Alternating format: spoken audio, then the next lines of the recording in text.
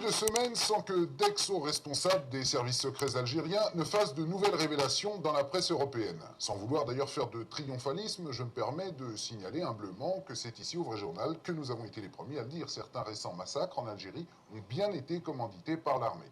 Les informateurs, ce qu'on appelle les gorges profondes d'Alger, accusent même aujourd'hui leur propre service secret d'avoir organisé des attentats terroristes à Paris en 1995 pour dresser l'opinion publique française contre les islamistes. Une enquête de Jean-Baptiste Rivoire, qui est là, et de Pierre Hurel, qui est venu aussi. Et si j'osais, je vous dirais que c'est une véritable bombe, leur enquête. Mais enfin, je suis pas sûr d'oser.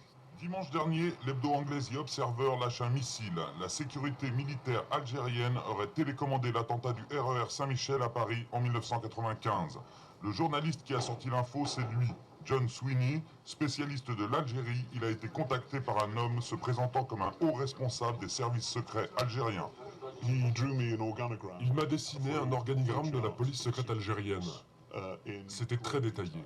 Nous avons vérifié son identité auprès du gouvernement britannique et ils nous ont confirmé qu'il était bien un responsable des services secrets.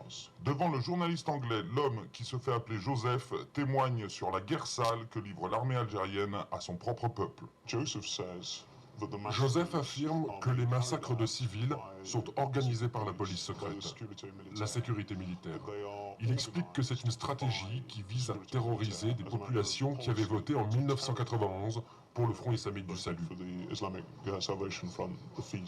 Il y a quelques semaines, un jeune déserteur algérien contacté via d'autres réseaux nous racontait déjà comment il avait vu ses amis, commandos parachutistes, se déguiser en islamistes pour massacrer des populations civiles.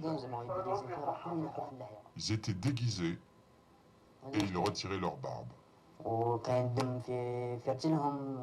Je ne comprenais pas trop ce qui se passait, ils avaient des traces de sang sur leur tenue de combat. 3 semaines avant ses déclarations à l'Observer, Joseph, notre agent secret algérien, témoignait déjà sous un autre pseudonyme dans l'émission phare de la principale télé du Golfe. Je suis effectivement connu des services de renseignement algériens. J'en faisais partie. Et c'est le général Smaïn Lamari qui est derrière tout cela. Et ça, tout le monde le sait en Algérie. Dans l'Observer, Joseph accuse aussi un député français, ancien chef des services secrets et proche de l'Algérie, d'avoir reçu 500 000 francs de pots de vin pour œuvrer en faveur des militaires algériens. Yves Bonnet, député de la Manche jusqu'à juin dernier, s'est reconnu dans ce portrait et porte plainte. Il peut m'arriver d'accompagner des chefs d'entreprise français allant en Algérie et de leur permettre de rencontrer au niveau ministériel, je dis bien au niveau ministériel, pas au niveau des affaires, des personnes qui ont un certain pouvoir de décision. J'ai une morale, j'ai une déontologie, je n'ai jamais touché un centime de qui que ce soit. Yves Bonnet dément, soit. Mais à en croire l'ancien numéro 2 de l'ambassade d'Algérie en Libye, aujourd'hui réfugié en Europe, acheter des journalistes ou des députés est une pratique courante des ambassades algériennes. Il y en a pas mal de journalistes, surtout. Aussi parfois des hommes politiques, des députés, pour faire le lobbying. On les paye, on les achète. Vous savez qu'on a toujours des gens qui ont des prix, hein. Mais l'accusation la plus grave, publiée dans l'Observer, concerne les bombes de Paris. Souvenez-vous, 7 personnes sont mortes au métro Saint-Michel en 1995. Pour que la sécurité militaire algérienne puisse agir ainsi sur notre territoire, il aurait fallu la complicité de certains services français. Pour la première fois, l'ambassade d'Algérie à Paris s'explique. C'est quelque chose de tout à fait fantaisiste et tout à fait farfelu. Et je suis indigné par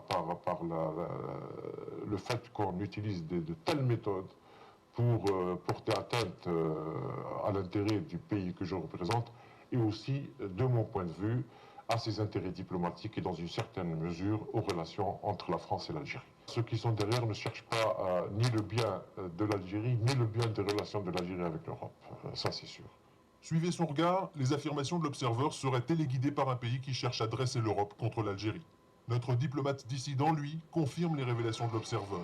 À l'époque des attentats de Paris, il était encore en poste en Libye et ses collègues des services secrets lui ont fait de drôles de confidences. Il y en a des gens de la sécurité militaire, particulièrement donc des gens à l'ambassade qui n'ont pas hésité à dire bon, écoutez, il faut que la France ne change pas de comportement, on ne change pas de soutien. Il faut les faire, j'allais dire, les conduire dans un sens donné. Je crois que les bombes, c'était surtout pour que la France ne change pas de position, ne change pas de ce soutien aussi précieux et inconditionnel pour le régime algérien. Alors, révélation ou manipulation? Selon nos sources, les services secrets français confirment que Joseph est bien celui qu'il prétend être, mais s'étonnent que cet informateur anonyme, exilé à Londres depuis 2 ans, ne parle qu'aujourd'hui. Au ministère de l'Intérieur, on ne fait pas de commentaires. Zone d'ombre, service, dossier noir, les relations franco-algériennes ont besoin de lumière. Bon, si le vrai journal est un journal d'opinion, c'est aussi un journal de contradiction et un journal de conviction. Là, ce qui est étonnant, c'est que vous partez ensemble faire le reportage et que quand vous revenez, vous n'êtes pas d'accord. Donc c'est l'occasion de faire un débat et le sort te désigne. Jean-Baptiste, toi tu es plutôt partisan de la thèse qui dit que ce sont les services secrets algériens qui ont placé des bombes à Paris en 95. En tout cas, la thèse est énorme, mais elle n'est pas complètement nouvelle, parce que déjà en 95, certains services français s'étaient demandé si les services algériens n'étaient pas impliqués. Alors, bon, c'est troublant. En plus, nous, on a trouvé quand même un diplomate algérien, un ancien diplomate algérien à Londres, qui témoigne à visage découvert et qui confirme les propos de l'Observer, en assumant avec son nom, etc. Donc, moi, je trouve ça troublant. En fait, c'est exactement ce que je viens de dire, Jean-Baptiste. C'est le fait que les services français, sur notre territoire, ils savent tout, et surtout avec la sécurité militaire algérienne, avec qui ils travaillent main dans la main. Et j'arrive pas à croire, je peux pas penser, que nos propres agents aient pu tolérer qu'on assassine comme ça des civils au hasard dans un métro à Paris. Et quand l'ambassadeur d'Algérie dit qu'il y a peut-être une puissance étrangère qui verrait d'un bon œil... Je veux pas passer pour pro l'ambassade d'Algérie, c'est pas ça, mais c'est une thèse qui tient debout. Il faut chercher le mobile et à qui profite le crime. Le mobile, c'est le pétrole. Le Sahara a été exploité à peine au quart, et il y a des réserves de pétrole énormes. Qui est-ce qui a envie de ce pétrole? Les États-Unis. Ils ont déjà l'Arabie Saoudite, où ils ont un petit régime islamiste qui le contrôle et qui leur donne tout le pétrole. Il y a une boîte qui s'appelle Exxon, qui est une énorme boîte américaine qui s'est installée il y a 1 an en Algérie. Et s'ils pouvaient pourrir les rapports entre la France et l'Algérie, avoir un régime islamiste qui leur donne une concession dans le Sahara, les Américains, ils seraient très contents. De là à penser que la CIA, et la CIA, c'est pas des amateurs, hein, puissent télécommander avec le fils des déclarations de ce genre, moi c'est ce que je pense. Mais ça c'est vrai que ça peut arranger les Américains. Mais ça ne veut pas forcément dire que l'Observer se plante. Ça ne veut pas forcément dire qu'il se plante. Souviens-toi, en 95, Jean-Louis Debré, après les attentats, il fait une déclaration en disant « Toutes les hypothèses sont ouvertes, y compris éventuellement que ce soit les services secrets algériens ». Et puis juste après, il dément. Enfin, il a quand même dit, ce qui veut dire qu'en haut lieu dans le gouvernement français, on s'est posé au moins à une époque la question de savoir si c'était pas vrai. C'est vrai, on va continuer à bosser.